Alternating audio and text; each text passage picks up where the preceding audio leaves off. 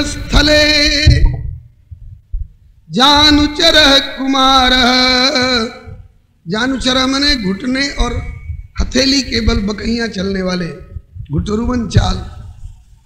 रत्न स्थले जानुचर कुमार संक्रांत मात्मीय मुखार बिंदम।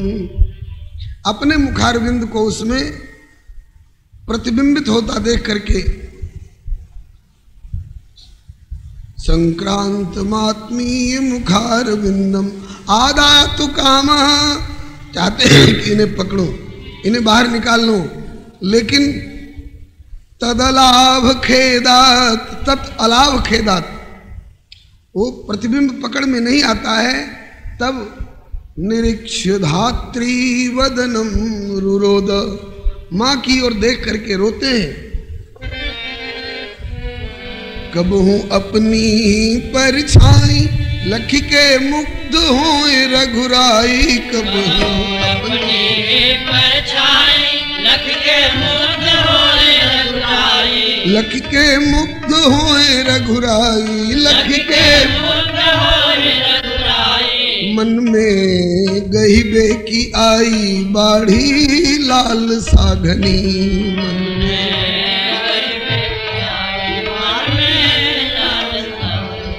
हिल मिल खेले चारों भाई शोभा अजब बनी। हिल मिल खेले चारों भाई शोभा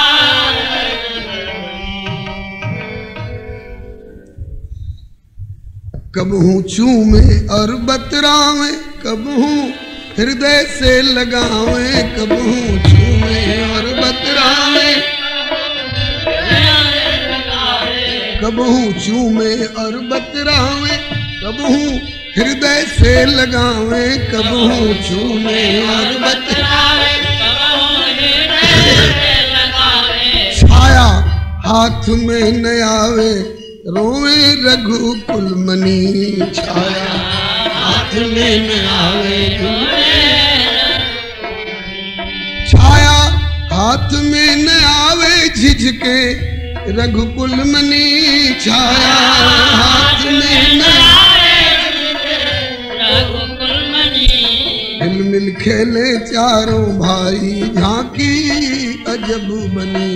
हिल मिल खेले चारों भाई झांकी अजब बनी। कब हो रुदन पसारे, जब छाया हाथ में नहीं आती तो रोते।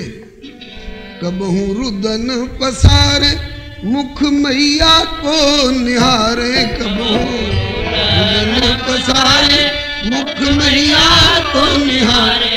मुख मैया को निहारे, मुख मैया को निहारे। अम्बा गोदी ले दुलारे रीति भांति अपनी।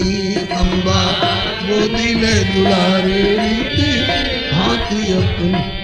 अम्बा गोदी ले दुलारे रीति भांति अपनी। अम्बा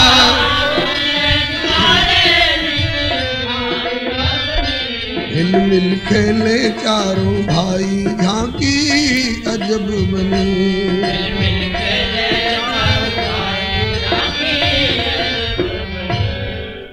कभी आंगन के प्रतिबिंब की ओर देखते हैं, कभी माँ की ओर देख करके रुदन करते हैं।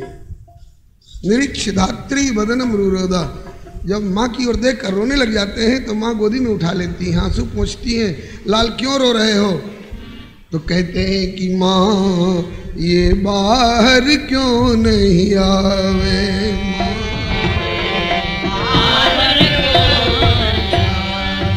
माँ ये बाहर क्यों नहीं आवे। माँ ये बाहर क्यों नहीं आ रही है? का कौन? अंगनाई के भीतर भीतर, अंगनाई के भीतर भीतर हमरे संग संग धावे। माए बाहर क्यों नहीं आवे। हमरे संग संग धावे।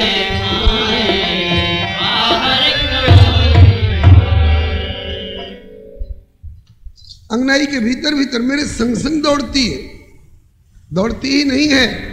ठाड़ो हूं तो ये भी ठाड़ी, भगूं तो ये भी पलावे। ठाड़ो हूं तो ये भी ठाड़ी, भगूं तो ये भी पलावे।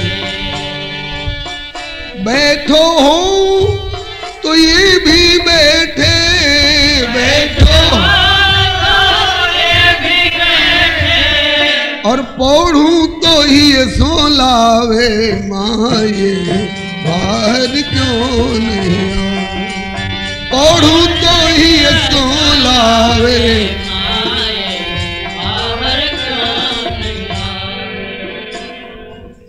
चूमूं तो ये भी मुख चूमे, बोलूं तो बतरावे। चूमूं तो ये भी मुख चूमे, बोलूं तो बतरावे। नाचूं तो मेरे संग नाचे भी, नाचूं तो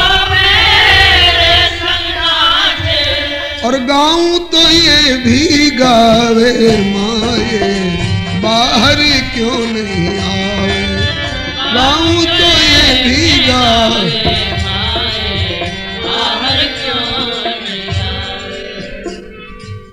हमारी सारी चेष्टाओं का ये अनुकरण करती है। बोले और तो सब ठीक लगती है इसकी बात, इसमें हमें कोई परेशानी नहीं। और करे सो ठीक किंतु या की एक बात नहीं भावे।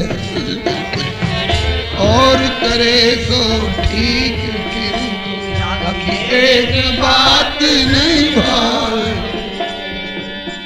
इसकी एक ही बात हमको अच्छी नहीं लगती है, वो क्या?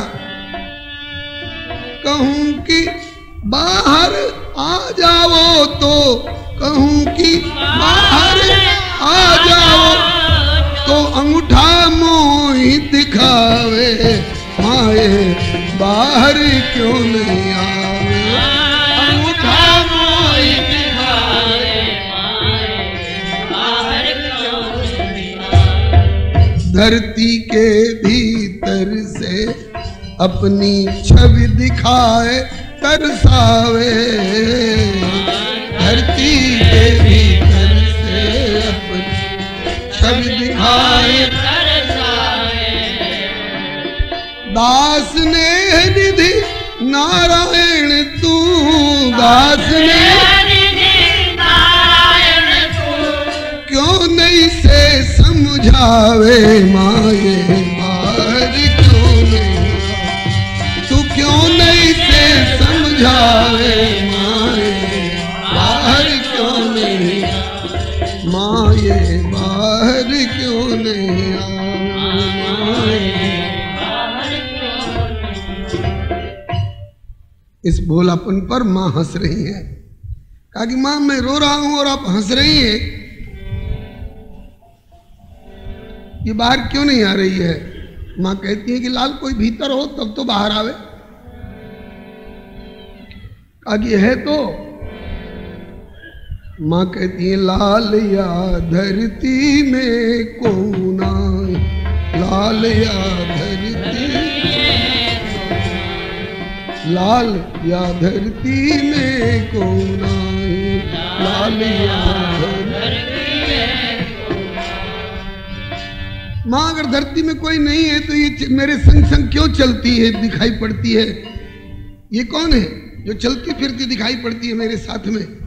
माँ कहती है तुम्हें जो चलती फिरती दिखे, तुम्हें जो चलती फिरती दिखे, वह तुम्हारी परछाई लाल या धरती में कौन आए, वह तुम्हारी परछाई लाल या धरती में कौन, वो तुम्हारी परछाई है लाल।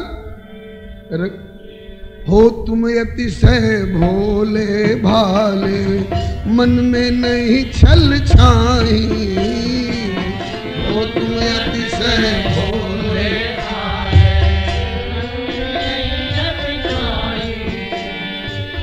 लखी प्रतिबिंब मान लिए मन में, लखी प्रतिबिंब है को धरणी माही लाल धरती में को नाही, है को धरणी माही लाल। परछाई तो जिम पुरुषई अनुसर परछाई, व्यक्ति का अनुसरण करती है परछाई। तो कोई है नहीं तो तुम्हारी परछाई है। रघुनंदन ने कहा कि नहीं मां, केवल परछाई नहीं है। तो राघव कहे सुने मेरी मैया, यद्यपि कहत सकुचाई। राघव कहे सुने मेरी मैया,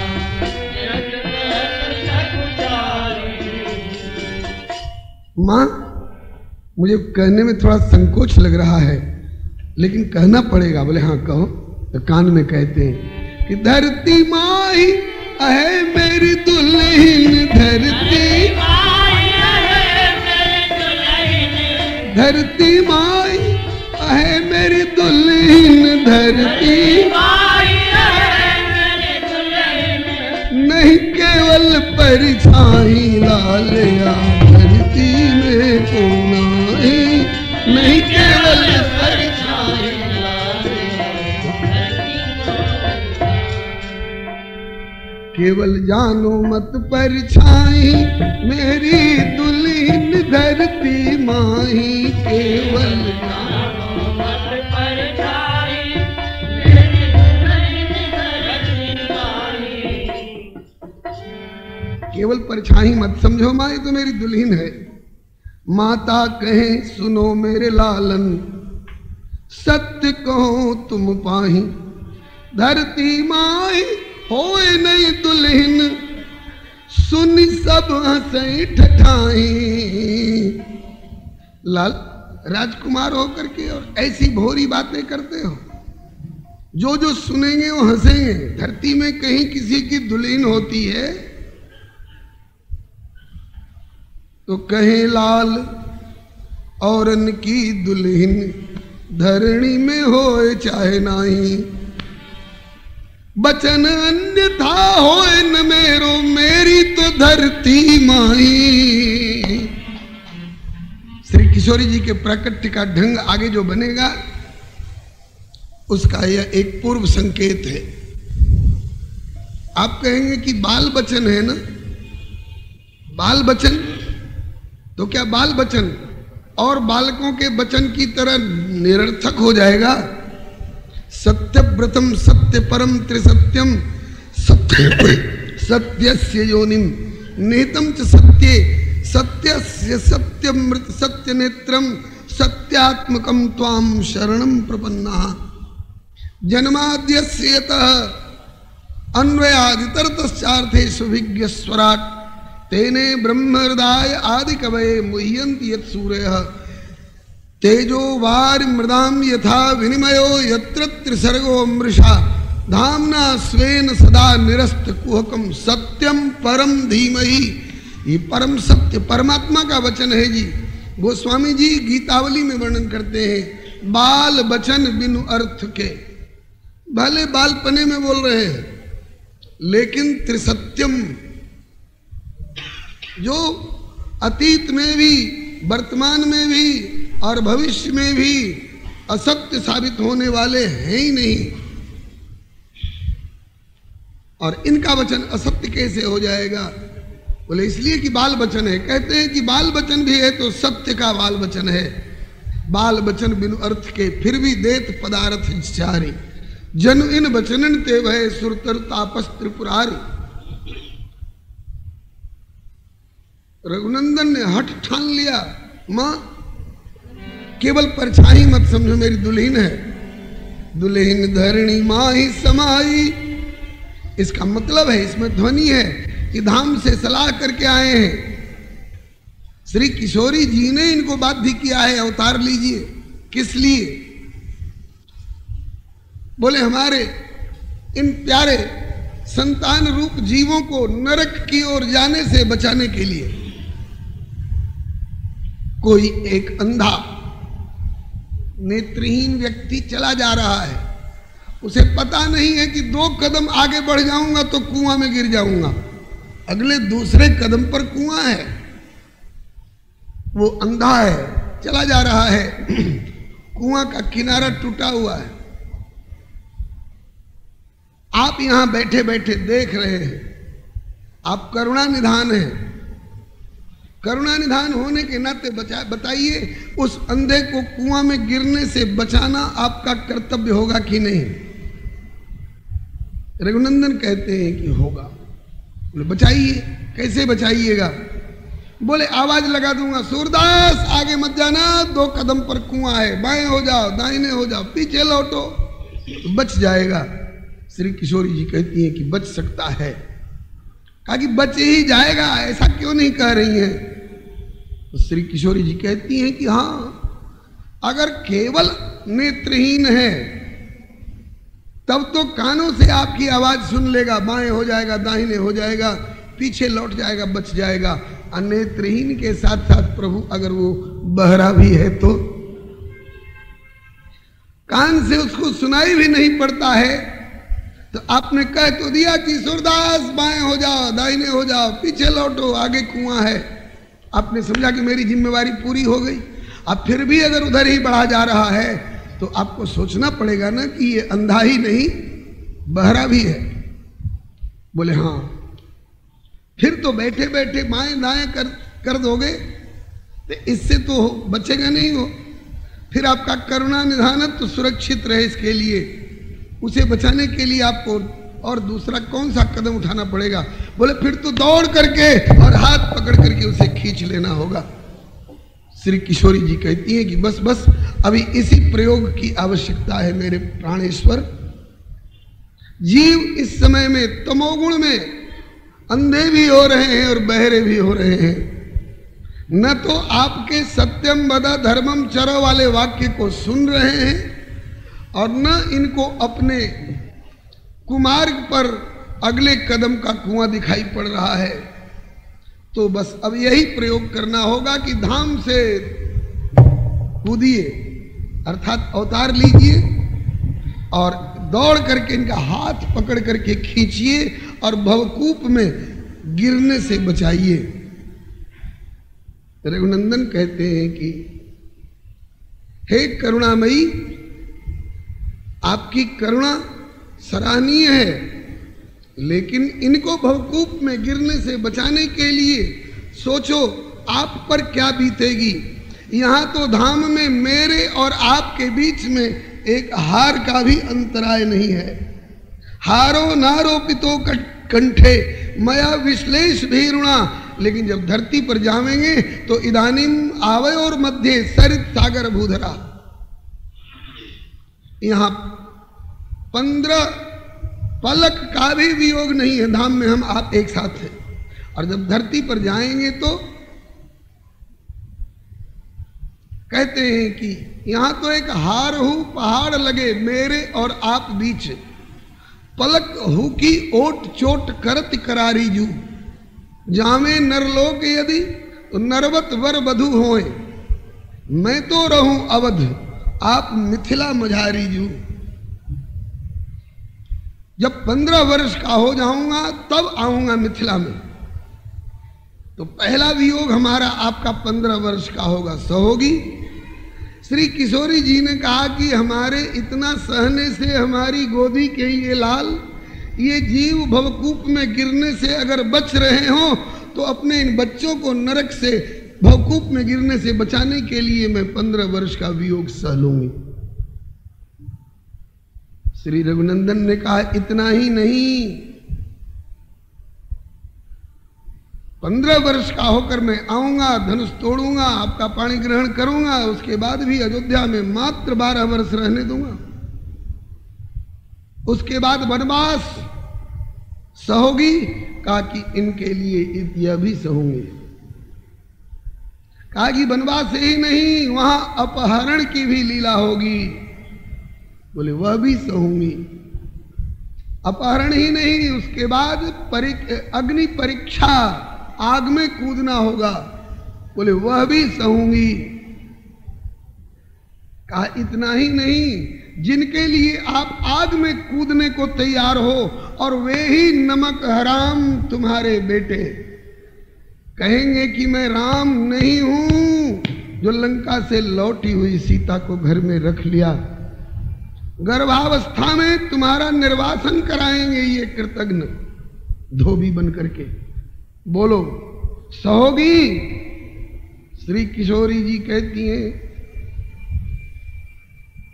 कि दुस्सह कलेश सहु याहू से असह्य नाथ, सुत स्वरूप जीवन को होवे जो निस्तार जू। क्योंकि पूत हो कुपूत भले, किंतु मातु ना कुमातु होती।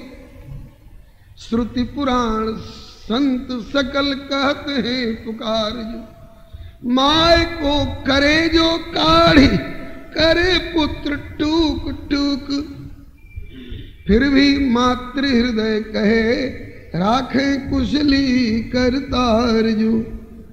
इसलिए इनको दोष गुण विसारी, केवल करुणा विस्तारी। अब तो नारायण नाथ बेग लीजिए अवतार। बच्चों के गुण दोष पर दृष्टि मत डालो नाथ।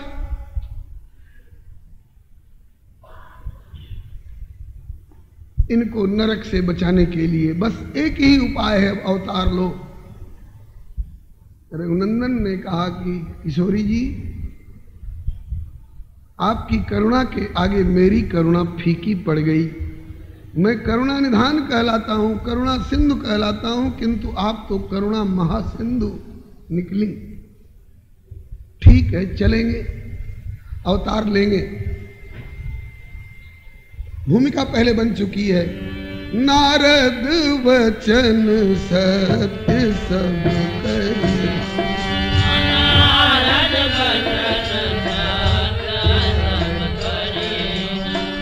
परम शक्ति समेत अवतरी।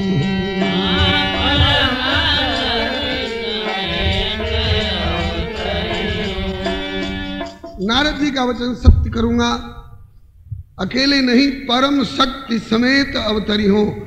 तो परम शक्ति मिथिला में अवतरित होंगी और शक्तिमान अवध में अवतरित हो चुके हैं। शक्तिमान 9 वर्ष के हो जाएंगे तब शक्ति अवतरित होंगी। दोनों में 9 वर्ष का अंतर होगा। जिस समय रघुनंदन 9 वर्ष के होंगे उस समय श्री किशोरी जी प्रकट होंगी। जिस समय विवाह की बात चलेगी उस समय रघुनंदन 15 वर्ष के होंगे। श्रीमद् वाल्मीकि रामायण प्रमाण से 49 वर्षों में रामो राजीव लोचन। दशरथ जी कहते हैं विश्वामित्र जी से, मेरे राजीव लोचन राम अभी 49, खोड़स माने 16, और ऊन जिसमें लग जाता है एक कम का बोध होता है। 20 में ऊन लगा दीजिए तो 19, 30 में ऊन लगा दीजिए तो 29, 40 में ऊन लगा दीजिए तो 39, एक कम का बोध होता है।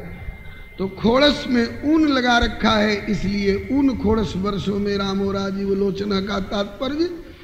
अभी मेरे रामभद्र 15 वर्ष के हैं, तो 15 वर्ष की उम्र में विश्वामित्र जी ले जाएंगे मांग करके। और इसी यात्रा में विश्वामित्र बाबा का यज्ञ संपन्न होगा। जनक अहिल्या जी का शरणागति यज्ञ संपन्न होगा। जनक बाबा का धनुष यज्ञ संपन्न होगा और परशुराम बाबा का समर यज्ञ जप कोटिक कीन है। सबकी पूर्णाहुति अभी रुकी हुई है। यज्ञेश्वर आएंगे तो सब यज्ञों की पूर्णाहुति होगी। तो 15 वर्ष के होंगे उस समय श्री राम, और जानकी श्री पद्म पुराण प्रमाण से खड वर्षातु जानकी, उस समय जानकी 6 साल की होंगी। आप कहेंगे हमने श्री ज्वाला प्रसाद जी की रामायण में पढ़ा है, बरस 18 की सिया और 27 के राम। ये वनवास के समय की उम्र है। विवाह के बाद 12 वर्ष अयोध्या में रहे हैं। यदि वनवास के समय में श्री राम 27 वर्ष के हैं तो उनमें 12 वर्ष अवधवास का निकाल दीजिए तो विवाह के समय की उम्र 15 वर्ष निकल आएगी। और वनवास के समय में श्री जानकी अगर 18 वर्ष की हैं तो उसमें अवधवास का 12 वर्ष निकाल दीजिए तो खड वर्षा तो जानकी 6 साल की। तो चलिए, जब श्री रामभद्र 15 वर्ष के हो जाएंगे तो जानकी 6 वर्ष की हो करके जयमाला डाल करके इनको प्राप्त होंगी। लेकिन ये बीच का जो 9 वर्ष का अंतराय होगा, इसको कैसे हम झेल सकेंगे? इसको हमारी किशोरी जी कैसे झेल सकती हैं? तो आपस में सलाह कर रखी है, मैं ऊपर से आऊंगा और आप नीचे से आना, मैं आकाश से आऊंगा आप धरती में से आना। तो धरती में से जब मैं 9 वर्ष का होऊंगा तब मिलूंगा जनकपुर में आकर के, 15 वर्ष का हो जाऊंगा तो तब तक इतने दिन का ये जो हमारा आपका वियोग है, उस वियोग में भी संयोग की अनुभूति कैसे होगी? बोले आप धरती में ही तो रहोगी ना। तो ऊपर की धरती का भले बंटवारा हो कि इतना दूर बिहार की धरती है और इतनी दूर यूपी की, उत्तर प्रदेश की और इतनी दूर मध्य प्रदेश की, भीतर की धरती का बंटवारा नहीं रहता है। भीतर की धरती तो एक ही है। तो आप भीतर धरती में आकर के और मेरे अयोध्या की अंगनाई में से झलकती रही हो, दुनिया प्रतिबिंब समझेगी और मैं तुम्हें साक्षात अपनी प्राण प्रिया सीता समझूंगा। ये इनकी अपनी निजी सलाह है। इसीलिए आज हठ ठान लिया है कि दुल्हन धरणी माही समाई, आंगन भीतर आई। दुल्हन धरणी माही समाई, आंगन भीतर आंगन भीतर आई। अपनी छवि दिखाए तरसाई, ऐसी ठान में ठनी। अपनी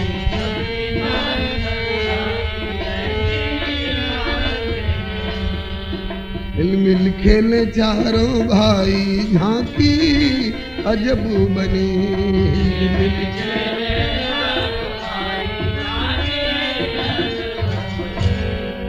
ठुनकते हुए, मचलते हुए, हठ ठानते हुए रघुनंदन ने बड़े जोरदार शब्दों में कहा, माँ आप मानो चाहे मत मानो, औरों की दुल्हन धरती में हो चाहे नहीं हो, मेरी दुल्हन तो धरती में ही होती है। आप ब्याह के बाद पता लगा लेना मेरी दुल्हन कहाँ से प्रकट हुई है। मेरी दुल्हन धरती में ही है और ये दूसरी कोई नहीं है, मेरी दुल्हन ही है। बाल बचन बिनु अर्थ के देत पदार्थ चारि, जन इन बचनन ते भय सुरतर तापस त्रिपुरारि, रघुकुल मंडन राम लला। अब मां ने सोचा कि क्या करूं, समर्थन करते बनता नहीं है, किसी की दुल्हन धरती में होती नहीं है। मां को तो भविष्य मालूम नहीं है, रघुनंदन को मालूम होगा ईश्वर में, इसलिए जोरदारी में बोल रहे हैं। मां को तो भविष्य मालूम नहीं है। और ये इन्होंने ठान लिया, मुझसे भी कबूल कराना चाह रहे हैं कि हाँ दुल्हन ही है और धरती में ही है।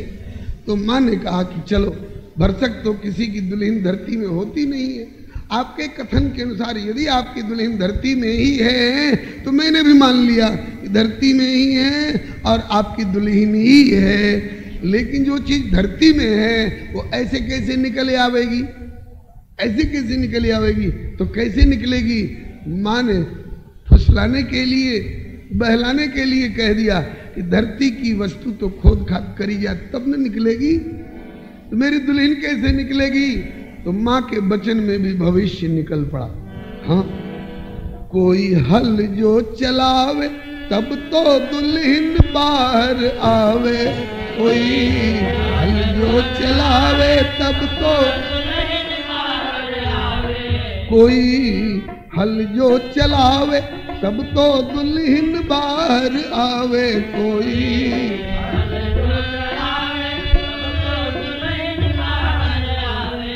कोई हल जो चलावे तो समस्या हल हो जावे। कोई हल जो चलावे तो समस्या हल हो जावे। तब तेरी दुल्हन बाहर आवे। तब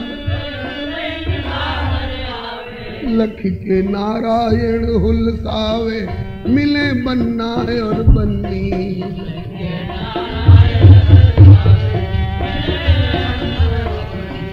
लख के नारायण हुलसावे, मिले बन्ना और बन्नी। लख के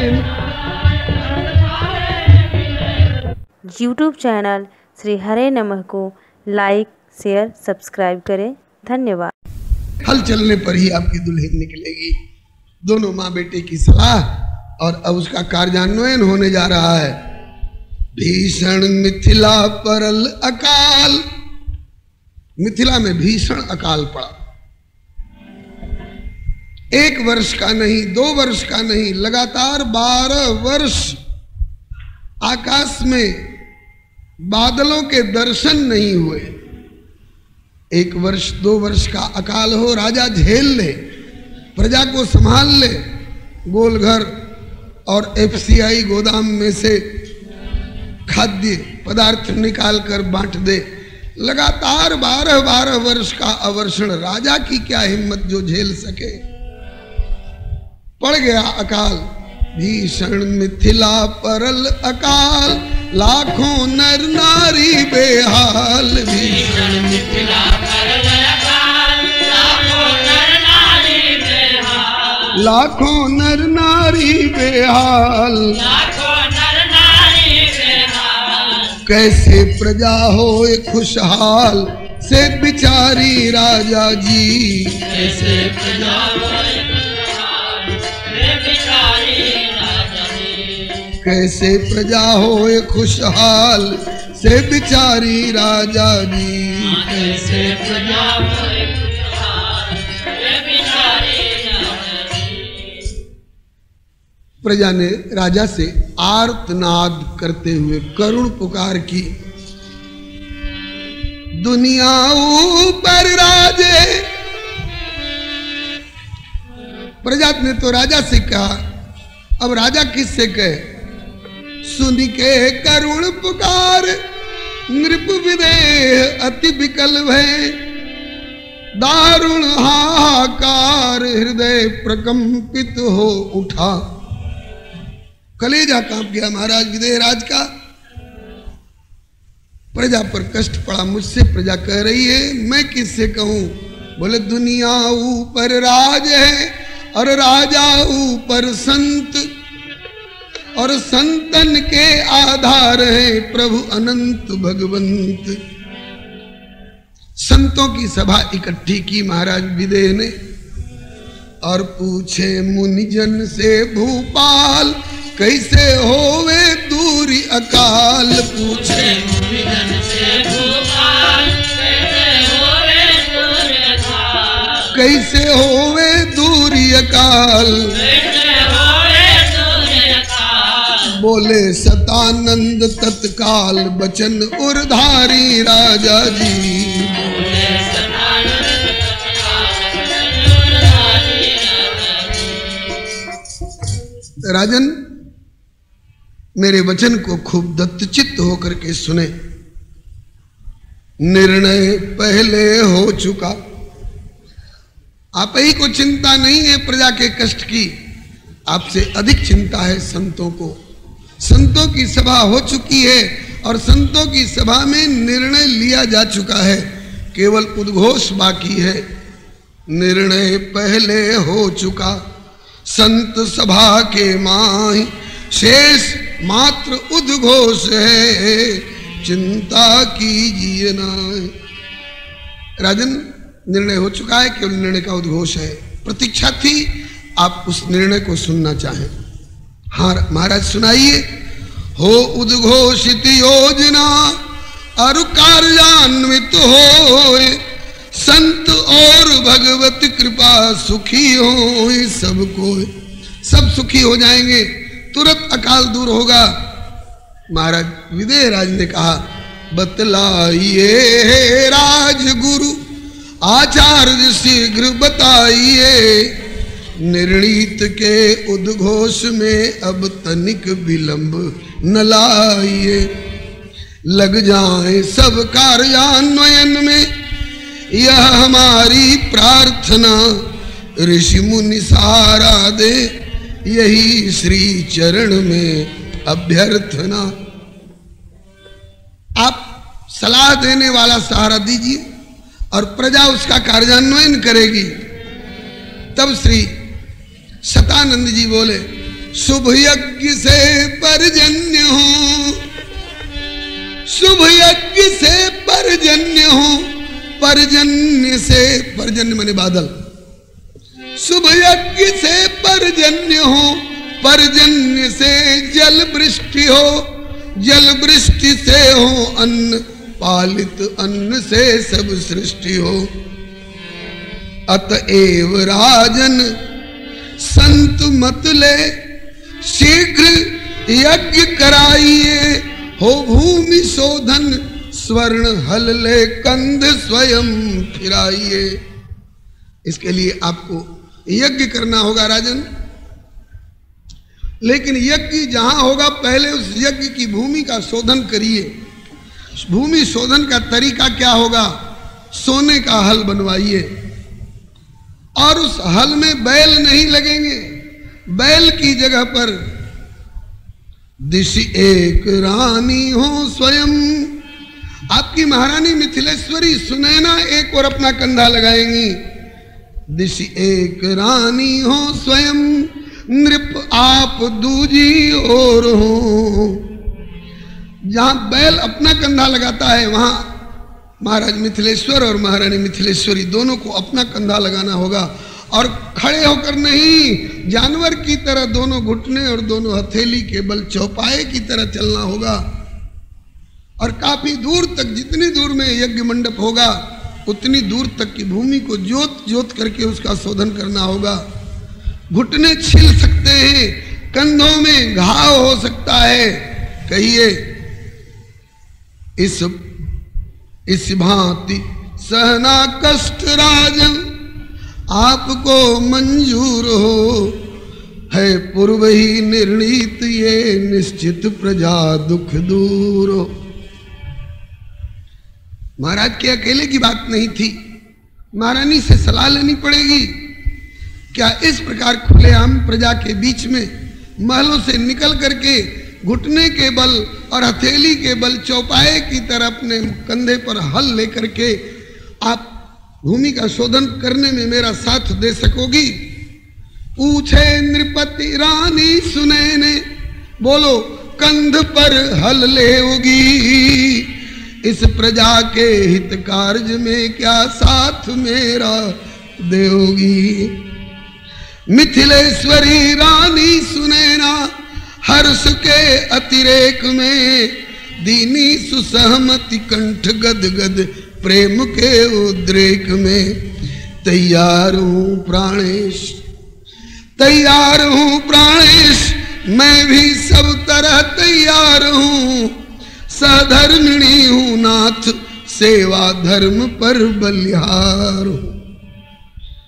अब तो विह्वल भय सुन के सुनैना के हृदय उद्गार ये, बोले नृपति आचार्य वर प्रस्ताव है स्वीकार्य।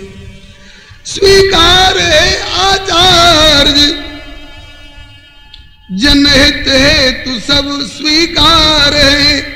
क्यों राजा प्रजा संबंध से नृप पर प्रजा का भार है। दुख कहे राजा से, दुख कहे राजा से, प्रजा का यह सहज अधिकार है।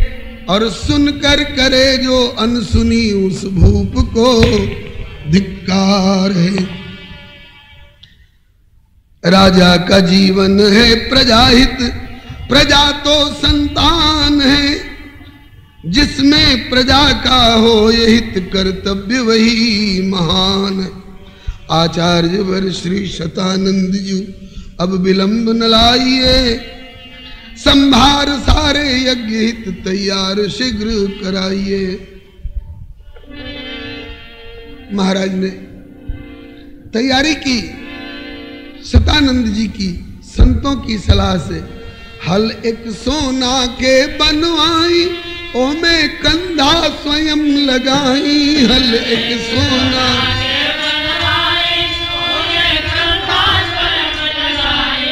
ओ में कंधा स्वयं लगाई, धरती शोध कराई, यज्ञ हेतु तैयारी राजा जी। धरती शोध कराई,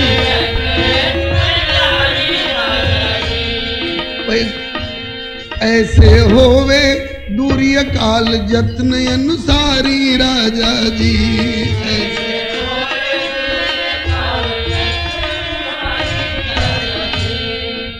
इस प्रकार से प्रजा का कष्ट अवश्य दूर होगा। सोने का हल बना महाराज ने और महारानी ने अपने कंधे पर लिया। आज जो दावा करते हुए किसी गद्दी की ओर दौड़ रहे हैं, मतदान मांगते हुए, हमें भेजिए, हम आपका कष्ट दूर करेंगे। कितना कष्ट दूर कर सकेंगे ठाकुर जाने। अगर इनसे आप शर्त लगा दीजिए कि बैल की जगह पर हल में अपना कंधा लगाना पड़ेगा, ये सब दुम दबा करके जाने कहाँ कहाँ भाग जाएंगे। लेकिन महाराज मिथिलेश्वर और महारानी मिथिलेश्वरी ने सोने के हल में अपना कंधा लगाया। घुटने के बल चौपाए की तरह सोना के जुआठी। जय जय श्री दाऊ जी महाराज की जय, श्री गोरे दाऊ जी महाराज की जय, श्री संत सदगुरु भगवान की जय।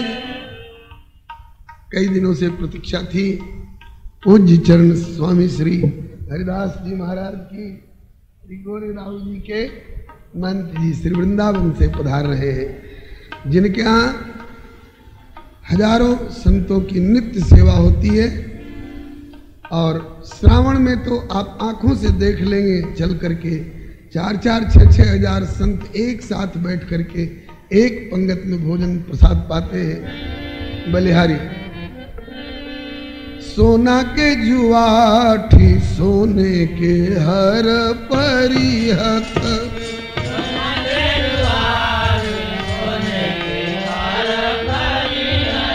सोना के जुआठी, सोने के हर परिहत,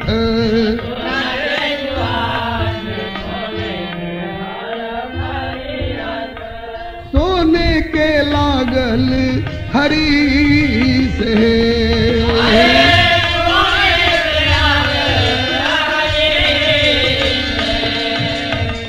कन्हैया पर लिहले राजा जनक और सुनैना रानी।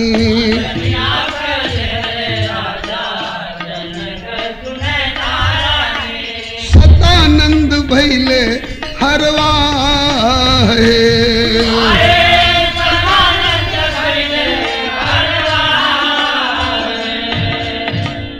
बैल की जगह पर महाराज मिथिलेश्वर जनक जी, महारानी मिथिलेश्वरी सुनैना जी, और हलवाहे के जगह पर हल पकड़ा आचार्य श्री शतानंद जी ने। चलत चलत हल धरणी में अटकल,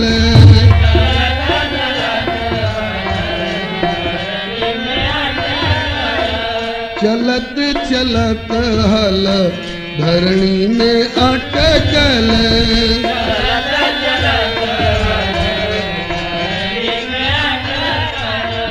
आगे ना खींचले खिंचाए,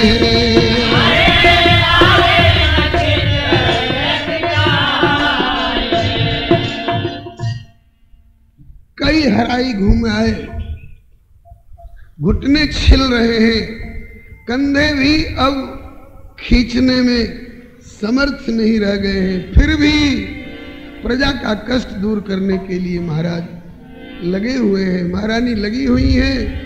एक जगह तो हल की नोक ऐसी जगह पर अटक गई कि आगे ना खींचले खिंचाए,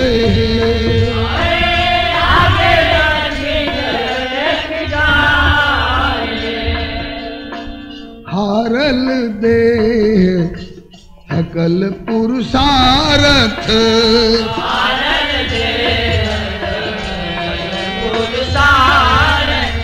हारल देह सकल पुरुषार्थ,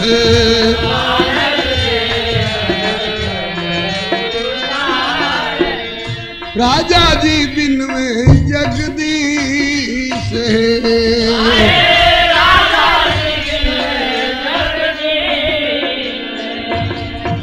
अब मन ही मन महाराज मिथिलेश्वर जगदीश को बिनो रहे हैं, प्रार्थना कर रहे हैं। तरीका यही है, तुझसे न जो सुलझे तेरे उलझे हुए धंधे, तो भगवान के इंसाफ पर सब सौंप दे बंदे। तो क्या होगा? बोले प्रभु, वो प्रभु है, समर्थ है। प्रभु हर तुम्हारी मुश्किलें आसान करेगा, और जो तू न कर सका उसे भगवान करेगा। कहने की जरूरत नहीं, आना ही YouTube चैनल श्री हरे नमः को लाइक शेयर सब्सक्राइब करें। धन्यवाद। बहुत है प्रभु के दर पे तेरा शीश झुकाना ही बहुत है। मिलता है जहां न्याय वो दरबार यही है, संसार की सबसे बड़ी सरकार यही। कुल जहां में तेरा जलवा है, तुझ सा जलवागर कोई नहीं। हर अफसर का तू अफसर है, पर तेरा अफसर कोई नहीं। करुणा निधान तुझ सा महान धरती के ऊपर कोई नहीं। परमेश्वर तेरी शानी का दुनिया में दिलावर कोई नहीं।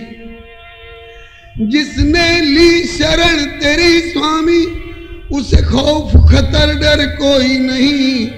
तू सबके अंदर बाहर है, पर तुझसे बाहर कोई नहीं। हारल देह सकल पुरुषार्थ,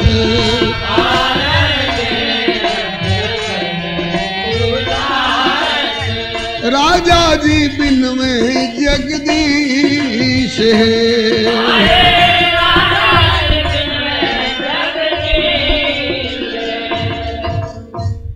इससे ये साबित होता है कि अपना पुरुषार्थ ही पर्याप्त नहीं है। अपना पुरुषार्थ तो अवश्य लगाइए, उसमें कंजूसी मत करिए, लेकिन साथ साथ पुरुषार्थ का ही नहीं, प्रभु की कृपा का विशेष भरोसा रखिए। तत्तेनुकंपाम सुसमीक्षिमाणो भुंजान एव आत्मकृतम विपाकम हृदवाग वपुर्भिर्जी विदधन नमस्ते जीवेत यो मुक्ति पदे सदाय भाक। पुरुषार्थ लगा चुके, अब ईश्वर का भरोसा। हे प्रभु, तो आपके कृपा का ही सहारा है।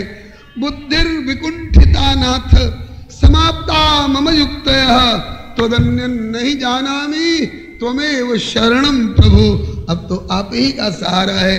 जहां इस प्रकार की प्रार्थना जिह्वा से नहीं, कंठ से नहीं, अंतरात्मा से एक बार निकली, तो श्री करह बिहारी सरकार कहा करते हैं, खुदा मंजूर करता है दुआ जब दिल से होती है। दुआ हो चाहे फरियाद हो, प्रार्थना हो या आशीर्वाद हो, जब अंतरात्मा से निकली हुई आवाज होती है तो परमात्मा अवश्य उसकी सुनवाई करते हैं। तो सब लोग अंतरात्मा से ही क्यों नहीं आवाज लगा लेते हैं? तो अगली पंक्ति में कहते हैं, खुदा मंजूर करता है दुआ जब दिल से होती है, मगर मुश्किल तो ये है, बात ये मुश्किल से होती है। अंतरात्मा से आवाज निकलना थोड़ा मुश्किल है, लेकिन यह मुश्किल भी आसान हो जाता है जब प्राणी ऐसी मुश्किल में पड़ जाए कि अब सिवा उसके दूसरी कोई गुंजाइश नहीं दिखाई पड़े। अब सब तरफ का भरोसा छोड़ करके अपबल तपबल और बाहुबल चौथो बल है दाम, सूर किशोर कृपाते सब बल अंत में हारे को हरि नाम। जब लग गज अपनो बल बरत्यो, नेक सरयो नहीं काम, निर्बल होई बलराम पुकार्यो, तो प्रभु धाये आधे नाम। सुनेरी मैंने निर्बल के बलराम। हमारे पुकारने में देर हो सकती है, उसके आने में देर नहीं है। जो राजा जनक जी की वृत्ति परमात्मा की ओर गई, नाथ अब तो आप ही सहारा दो। तुरंत बिदरल धरणी, जहां हल की नोक अटकी हुई थी वहां धरती में एक विवर होता दिखाई पड़ा, एक बड़ा भारी विवर जैसा प्रकट हुआ। बिदरल धरणी प्रगट सिंहासन,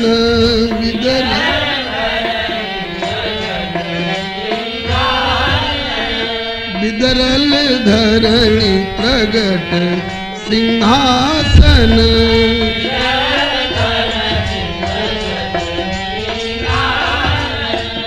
कोटि हुतासन द्युतिवंत है,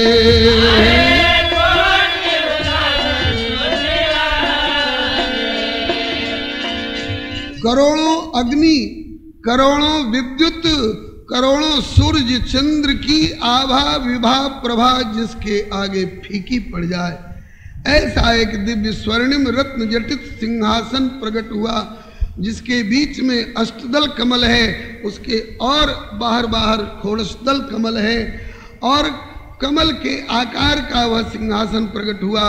और कमल की प्रत्येक पंखुड़ी पर श्री किशोरी जी की नित्य सेवा में रहने वाली सहचरी परिकर है, और बीच में किशोरी गोरी आदिशक्ति सीता देवी।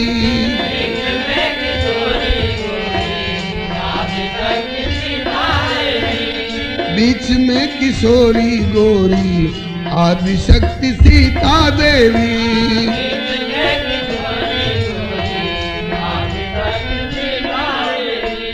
आरी पासे सहचरी वृंद है,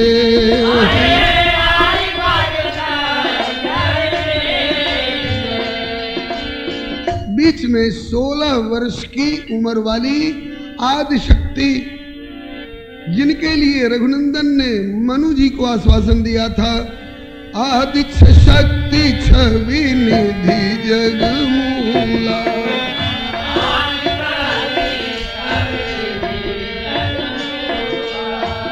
वाम भाग शोभित अनुकूला,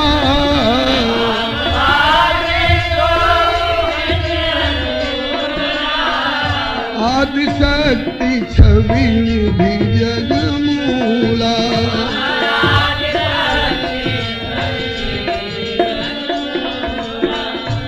आदिशक्ति जय जग उपजाया,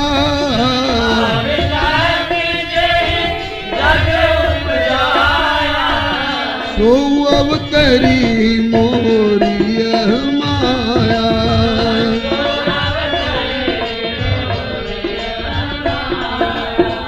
उपजहि जासु अंश गुण खानी,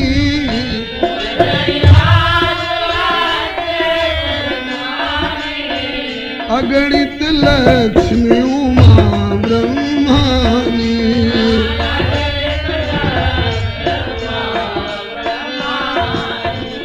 बीच में किशोरी गोरी आदिशक्ति सीता देवी।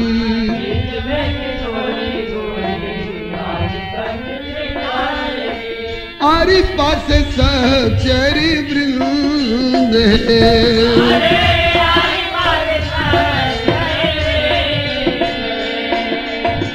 व्यजन चंवर छत्र मूर्छल झारी थारी।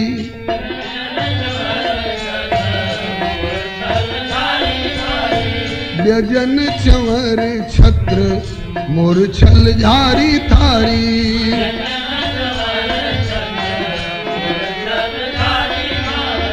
निज निज सेवा सावधान है,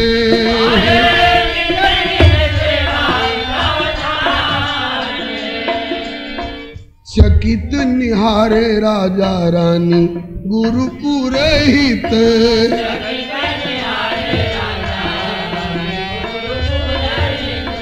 जग में मचल जय जयकार,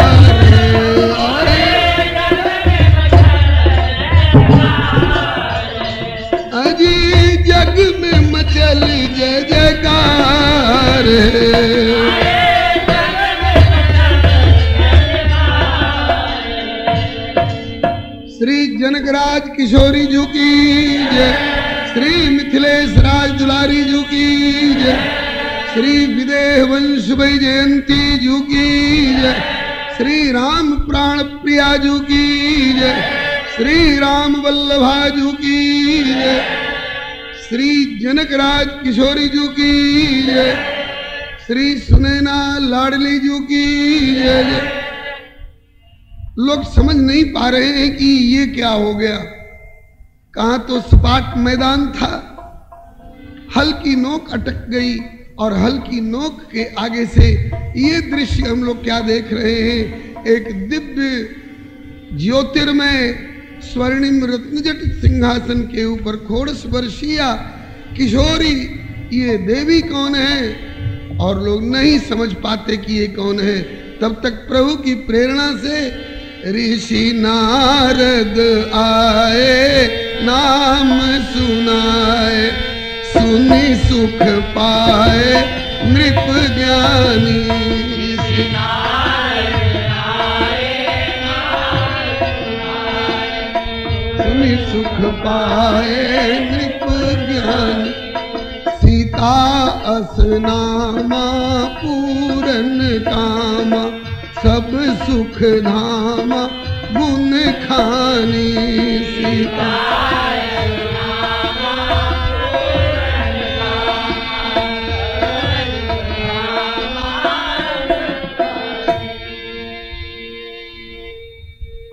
बिहसी कहल मुनि नारद, सिर से प्रगट भेली है।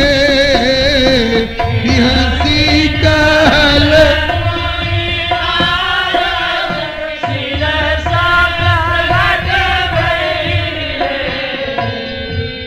बिहसी कहल मुनि नारद, सिर से प्रगट भेली, सिर से प्रगट भेली है।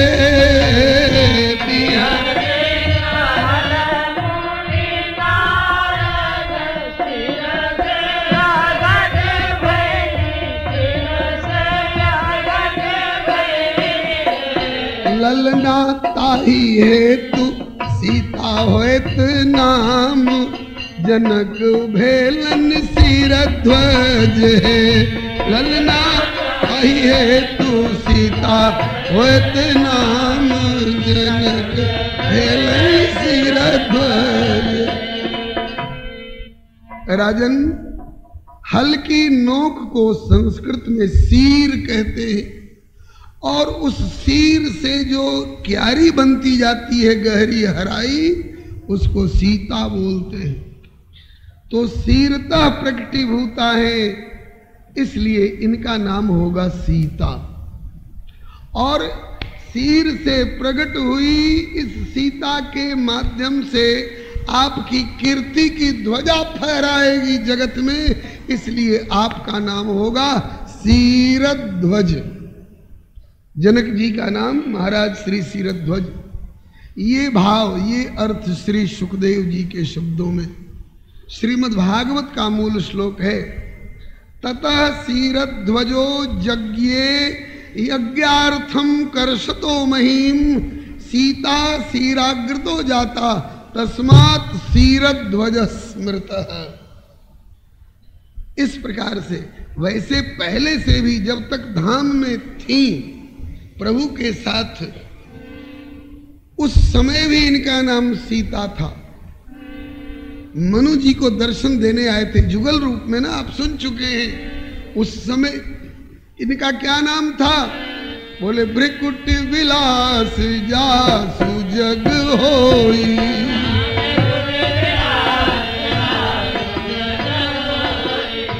भृकुट विलास जासु जग होई,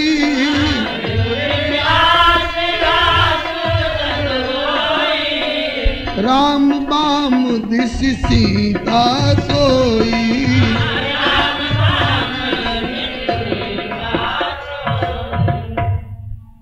धाम में थी उस समय तो भी सीर, हल्की नोक और हराई से इनका कोई संपर्क नहीं था, तो उस समय इनका सीता नाम क्यों पड़ा था? ये सीता नाम इनका अनादिकालीन नाम है। उस समय सीता शब्द का अर्थ क्या था व्याकरण लोग जानते हैं, व्याकरण के विद्वान लोग जानते हैं। शीय बंधने धातु से सीता शब्द की निष्पत्ति बताई जाती है। शीय बंधने, इससे क्रिया बनती है सिनोति। सिनोति माने बधनाति। कौन चीज से? अति गुण ही, अपने दिव्य अतिशय गुणों के द्वारा। किसको बांधती हैं? बोले सिनोत्यति गुण ही कांतम प्रियतमम श्री रामम सिनोति। अपने प्रियतम श्री राम को बांध लेती हैं अपने दिव्य गुणों के प्रेम के बंधन में। और केवल उन्हीं को नहीं बांधती हैं, बोले स्वयं अपनी सीयते तदगुण स्तुया। उनके उस प्रभु श्री राम के दिव्य गुणों के प्रेम के बंधन में स्वयं भी बंधी हुई रहती हैं। इसलिए सिनोत्यति गुण कांतम सीयते तदगुण स्तुया वात्सल्यादि गुण पूर्णा ताम सीताम प्रणमाम्य।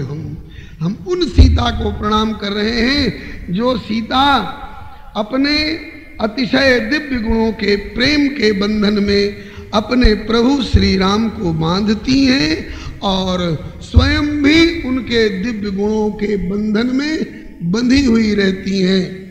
दर्जी दो कपड़ों को एक जगह जुटा करके